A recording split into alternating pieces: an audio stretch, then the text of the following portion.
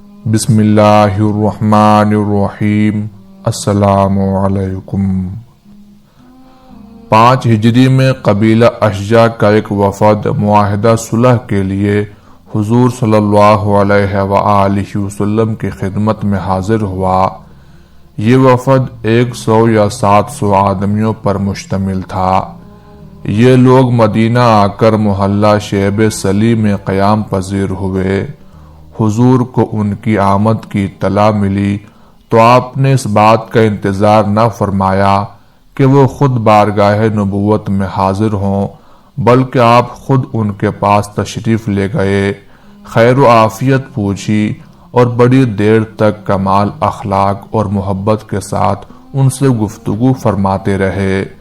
پھر صحابہ کرام رضی اللہ عنہم سے فرمایا کہ اپنے مہمانوں کی کھجوروں سے تواضع کرو۔ وہ لوگ کھانے سے فارغ ہو گئے تو آپ صلی اللہ علیہ وآلہ وسلم نے انہیں بڑی نرمی کے ساتھ اسلام قبول کرنے کی دعوت دی۔ انہوں نے جواب دیا، محمد صلی اللہ علیہ وآلہ وسلم، ہم اسلام قبول کرنے کے لیے نہیں آئے۔ ہماری آمد کی غرض و غایت یہ ہے کہ آپ سے امن اور صلح کا معاہدہ کریں، کیونکہ آپ صلی اللہ علیہ وآلہ وسلم کی اور آپ کی قوم کی آئے دن کے لڑائیوں نے ہمیں سخت پریشان کر رکھا ہے۔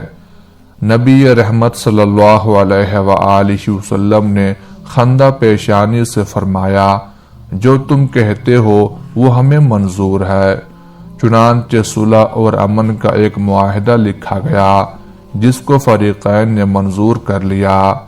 اس دوران میں اہل وفد حضور صلی اللہ علیہ وآلہ وسلم کے اخلاق کریمانہ سے اتنے متاثر ہو چکے تھے کہ معاہدہ صلح معرض تحریر میں آنے کے فوراً بعد وہ سب پکار اٹھے، اے محمد صلی اللہ علیہ وآلہ وسلم، آپ اللہ کے سچے رسول ہیں اور آپ کا دین برحق ہے۔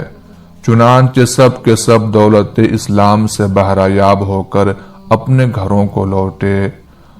فتح مکہ کے بعد قبیلہ ازد سے 7 آدمیوں کا ایک وفد بارگاہ نبوی میں حاضر ہوا۔ حضور صلی اللہ علیہ وآلہ وسلم کو ان کی وضاقتہ اور خوش کلامی بہت پسند آئی۔ آپ نے ان سے پوچھا، تم لوگ کون ہو؟ انہوں نے عرض کیا، ہم مومن ہیں۔ حضور صلی اللہ علیہ وآلہ وسلم مسکرائے اور فرمایا، ہر بات کی ایک حقیقت ہوتی ہے، بتاؤ تمہارے قول اور ایمان کی کیا حقیقت ہے؟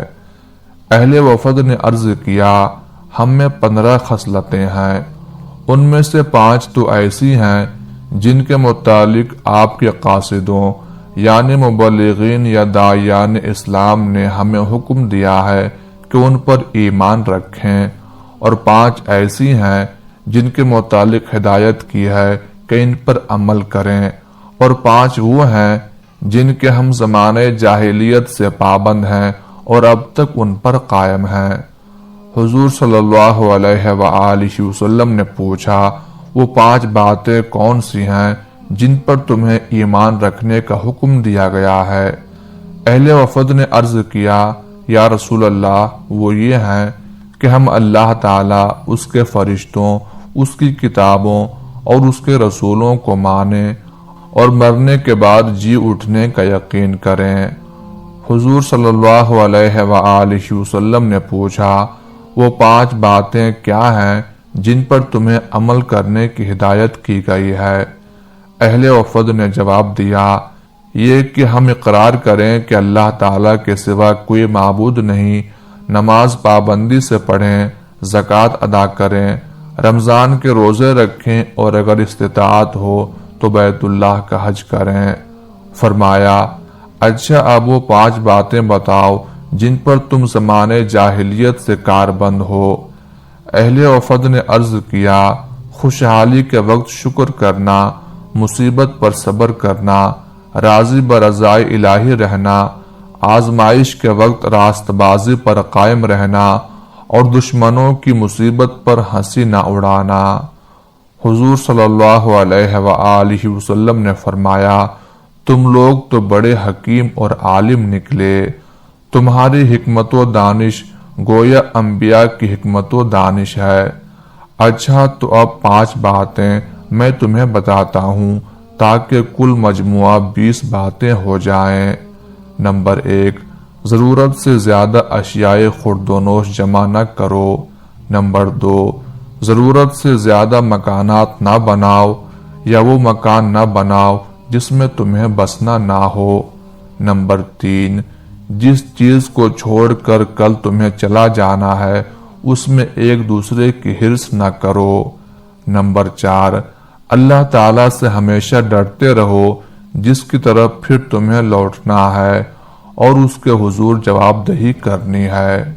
نمبر 5، ان چیزوں سے رغبت رکھو جو آخرت میں تمہارے کام آئیں گی، جہاں تمہیں ہمیشہ رہنا ہے۔ اہل وفد نے حضور صلی اللہ علیہ وآلہ وسلم کے ارشادات پر آمنا و صدقنا کہا اور وطن واپس جا کر ہمیشہ ان پر عمل کیا۔ سلامہ کے 17 آدمی شوال 11 ہجری میں رسول کریم صلی اللہ علیہ وآلہ وسلم کی خدمت میں حاضر ہوئے۔ انہوں نے قبول اسلام کے بعد خود بھی حضور کی بیعت کی اور پھر اپنے قبیلے کے تمام لوگوں کی طرف سے بھی بیعت کی۔ انہوں نے حضور صلی اللہ علیہ وآلہ وسلم سے پوچھا، یا رسول اللہ، افضل ترین عمل کون سا ہے؟ حضور صلی اللہ علیہ وآلہ وسلم نے فرمایا، پابندی وقت سے نماز ادا کرنا۔ پھر انہوں نے عرض کیا، یا رسول اللہ، ہمارے ہاں خشک سالی ہے، بارش کے لیے دعا کیجیے۔ حضور صلی اللہ علیہ وآلہ وسلم نے اسی وقت زبان مبارک سے یہ الفاظ ارشاد فرمائے۔ وفد کے ایک رکن حبیب بن عمرو رضی اللہ تعالی عنہ نے عرض کیا، یا رسول اللہ صلی اللہ علیہ وآلہ وسلم، اپنے مبارک ہاتھ اٹھا کر دعا فرمائیں۔ حضور صلی اللہ علیہ وآلہ وسلم مسکرائے اور ہاتھ اٹھا کر دعا کی۔ یہ وفد اپنے وطن واپس گیا تو معلوم ہوا کہ جس دن حضور صلی اللہ علیہ وآلہ وسلم نے دعا کی تھی اسی دن بارش ہو گئی تھی۔ بنو حارث بن کعب نجران کا ایک نہایت معزز اور جنگجو قبیلہ تھا۔ سارے عرب میں شہرت تھی کہ اس نے کبھی دشمن سے شکست نہیں کھائی۔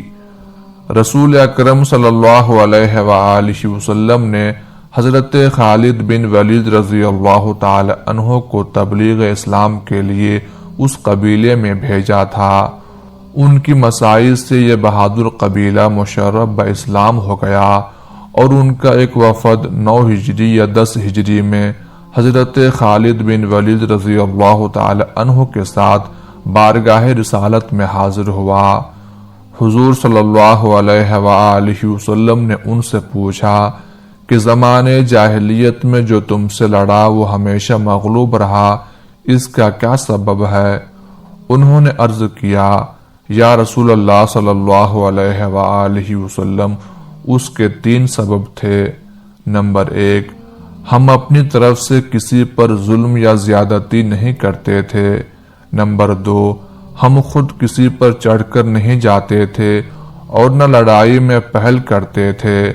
نمبر 3، جب کوئی ہم پر لڑائی تھوپ دیتا تھا تو میدان جنگ میں ہم بنیان مرصوص بن جاتے تھے اور کبھی منتشر نہیں ہوتے تھے۔ حضور صلی اللہ علیہ وآلہ وسلم نے فرمایا، بے شک تم سچ کہتے ہو، جو فوج یا جماعت ان اصولوں پر لڑے گی وہ ہمیشہ غالب رہے گی۔ جب یہ لوگ رخصت ہونے لگے تو حضور صلی اللہ علیہ وآلہ وسلم نے عام اراکین وفد کو 10 اوقیہ اور ان کے سردار قیس بن حسین رضی اللہ تعالی عنہ کو 12.5 اوقیہ چاندی مرحمت فرمائی۔ قبیلہ محارب کے 10 آدمی 10 ہجری میں حضور صلی اللہ علیہ وآلہ وسلم کی خدمت میں حاضر ہوئے۔ آپ صلی اللہ علیہ وآلہ وسلم نے نہایت اخلاق سے ان کو ٹھہرایا اور حضرت بلال رضی اللہ تعالی عنہ کو ان کی خاطر مدارت پر معمور فرمایا۔ ایک دن حضور صلی اللہ علیہ وآلہ وسلم نے ظہر سے عصر تک کا وقت ان کے لیے وقف کر دیا۔ دوران گفتگو میں حضور صلی اللہ علیہ وآلہ وسلم نے ایک شخص کی طرف غور سے دیکھا اور فرمایا، میں نے تمہیں پہلے بھی کہیں دیکھا ہے؟